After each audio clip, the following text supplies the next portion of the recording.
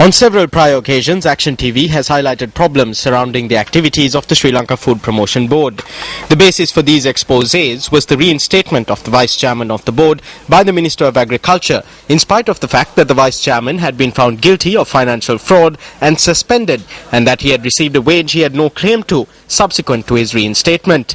The Minister of Agriculture had approved the request for a wage against a backdrop where letters were being exchanged between the chairperson of the Food Promotion Board and the Department of Public Enterprises regarding the provision of a wage for the Vice Chairman.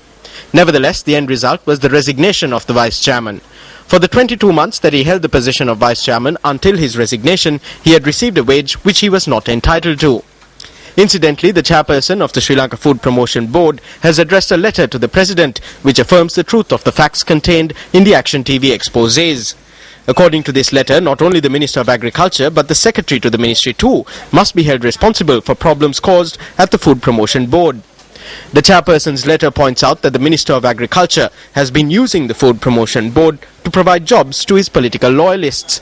The chairperson informs the President in this letter that when persons recruited in this manner to the board are found guilty of irregularities, the Minister would call upon similar loyalists to carry out the investigations and then reinstate the wrongdoers in their old positions. Action TV revealed prior to this that the chairperson's tenure expired on the 12th of April 2013, quoting a letter she had addressed herself to the Minister.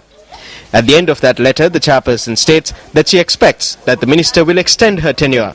This expectation has not been fulfilled as yet.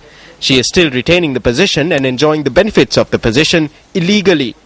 While illegally holding this position, she asks that the President intervene if the Minister attempts to appoint another person in her place.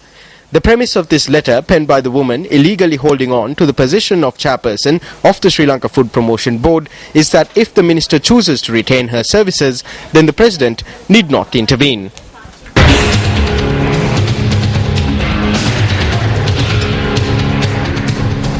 The Neargala Forest Reserve is home to flora and fauna endemic to Sri Lanka. However, an unfortunate plight has befallen on this forest reserve, as News First correspondent Ananda Veerasinghe reports.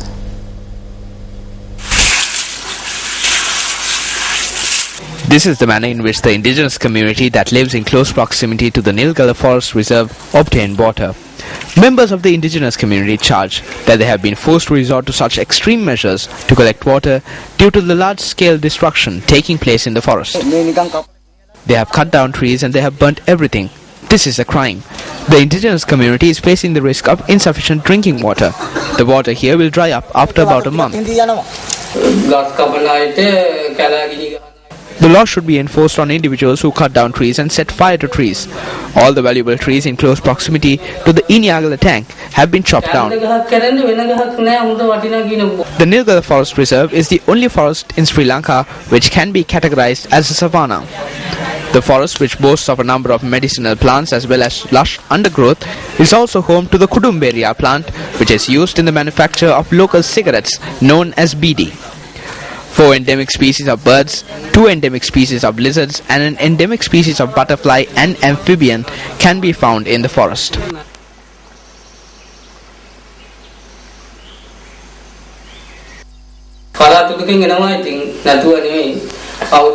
Officials rarely come here. They come every 6 or 7 months. By then, everything has taken place. However, if there is an incident involving one of us, then the law is enforced immediately. The indigenous community calls on officials to safeguard the Neargala Forest Reserve that is gradually being destroyed. A National Mosquito Eradication Week was announced by the Ministry of Health. Incidentally, this is the second time in which a Mosquito Eradication Week was announced for the year 2013. The Ministry of Health notes that the Mosquito Eradication Week will be implemented as an interdepartmental program which brings together 5 ministries. Accordingly, each ministry will launch a mosquito eradication program at their respective offices located across the island. Meanwhile, measures were taken to destroy mosquito breeding grounds in the Sahaspura area in Vanathamulla, Buralla as part of the program. Medical health officers of the area spearheaded the campaign. The construction site of the housing project in the Vanathamulla area was a safe haven for mosquito breeding.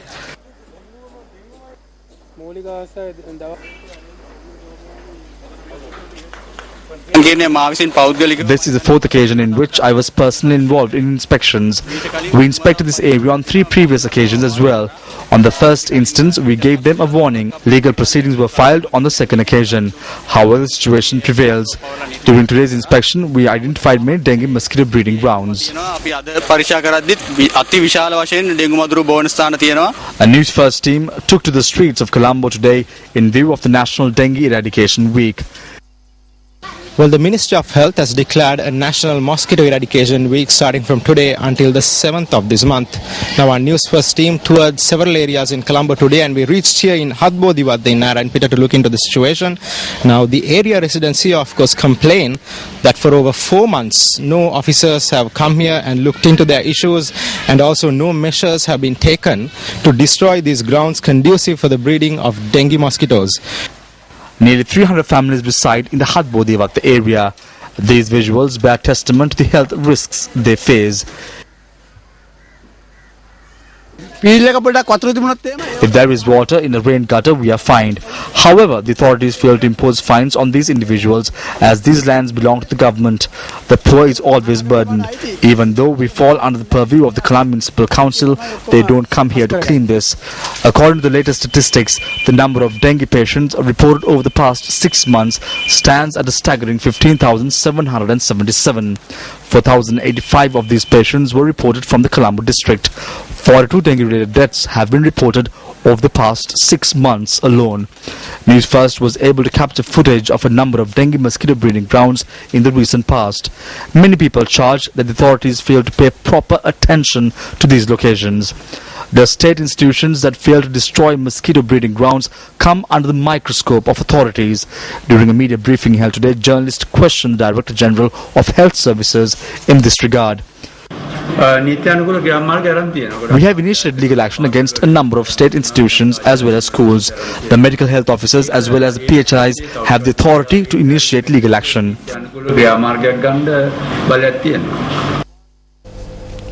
Now, mosquito breeding grounds are not only present in Colombo and its suburbs. Here is a report filed by News First U reporter Chandrasena Gamage on a mosquito breeding ground in Angunakola Palassa. Angunakola Palassa Nagare District Krohala Asanni Ati Kanu Paddhatiya. This was the condition of the drainage system located opposite the district hospital in the heart of Angunakola Palassa this morning. Isn't this drainage system conducive for the breeding of mosquitoes? An official attached to the Angunakola Palassa Pradesh Sabha informed me that the drains are not being cleaned due to the lack of janitors. Niladhariku Mahasabanga Pawasuwa. Mama News First U reporter Venuwen Chandrasena Gamage.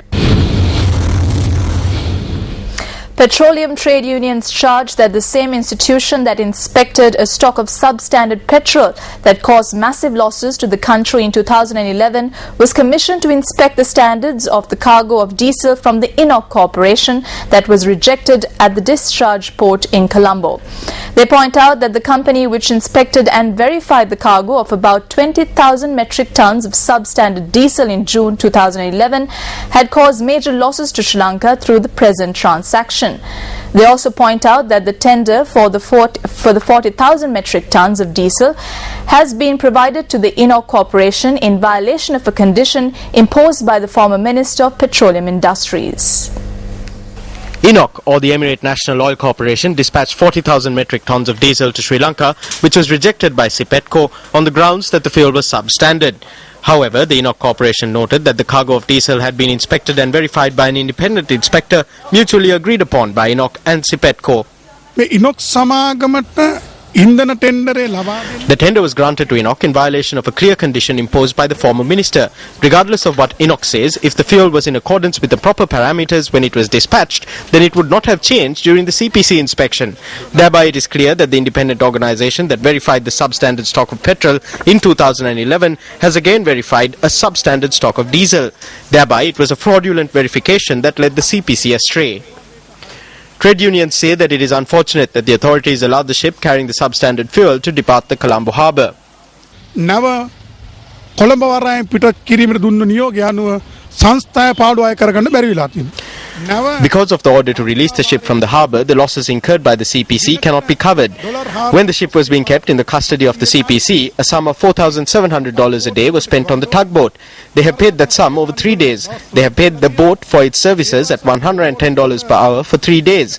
Hundreds of thousands have been spent on workers' overtime and other allowances.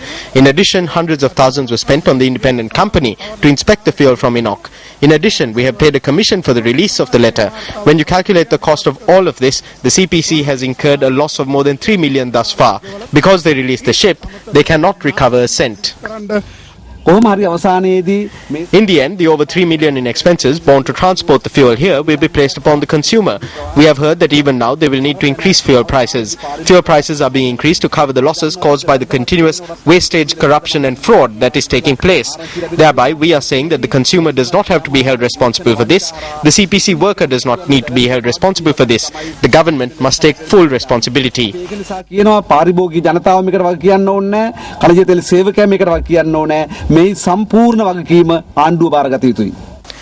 Arab media notes that the Enoch Corporation has been a primary supplier to Sri Lanka for an extended period of time. These reports note that the Enoch Corporation has exported about 532,000 metric tons of fuel to Sri Lanka since 2012.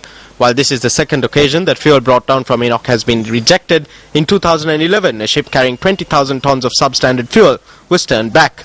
Arab media points out that while Sipetco had made the payment for this cargo of fuel, Enoch had paid a nominal compensation to Sri Lanka. Trade unions in Sri Lanka say that the dysfunctionality of the Sapakaskanda oil refinery is causing several major problems for the supply of fuel in the country.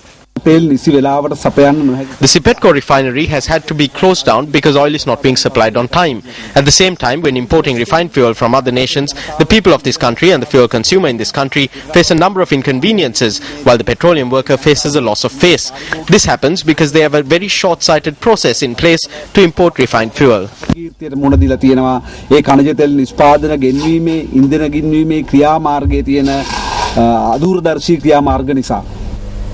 Let's take a quick look at the newspaper cartoon of the day.